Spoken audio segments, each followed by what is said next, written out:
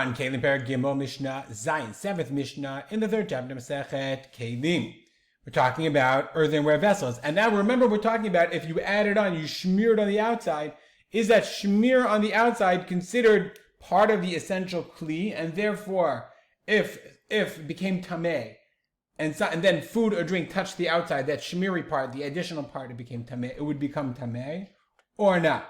Says the Mishnah, Mecham shetefalo bechomer ubecharsit. You have a mecham, kli shemechamim bo mayim. So it's like really interesting. If I said nowadays, and there's somebody living in Israel, Tami Arba, you would know exactly what that is. Mecham, you're going to see this over and over again, this phenomenon. Mecham didn't know exactly what it was. If I show you pictures of jugs, you have, which one is the mecham? Is any of these a mecham? Or what were these used for? Which one is used for, there's like a zillion different jugs. They would know right away what each one was used for. We have no idea. What can you do? And also chomer and charsit. Chomer, tit, av, thick mud. Okay, and charsit, dak kecheres. It's fine like earthenware, like clay.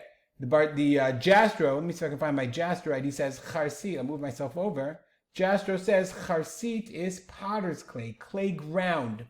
The Bartuna has another explanation. Okay, some say ketishat charasim. It's like, so you smear. So what is it? So what did you do? Let's look at the Rav Posen. He says somehow he actually mixes them together. It depends on which one you touched. I always understood if you either did one or the other.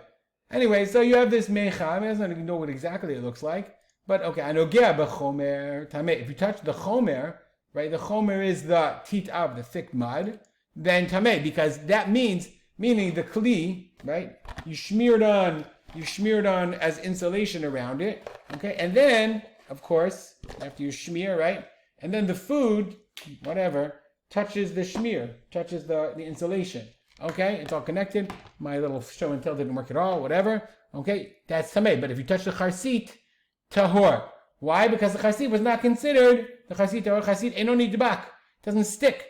And it falls off.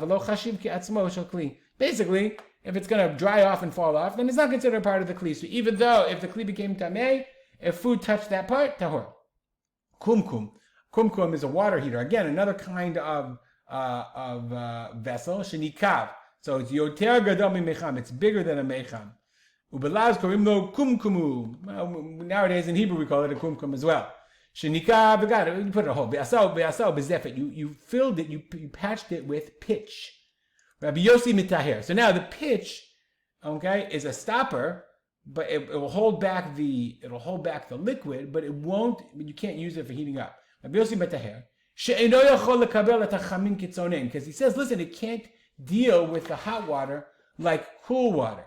V'chein haya omer beklei zefet. He said the same thing was true about klei zefet, about pitched, okay, Keilim. Some say it means vessels made of pitch. Others say no, vessels which had pitch. Klei nechoshet shesefatan. If you have copper Keilim, copper vessels that you coated with pitch, tehorim, because you only want to use them for cold so that they won't leak. That's why they would add pitch on it. The Midrash says that's what Moshe Rabbeinu's mother did to the teva, to the ark that she put him in, so that it wouldn't leak. Okay, so he says. Why?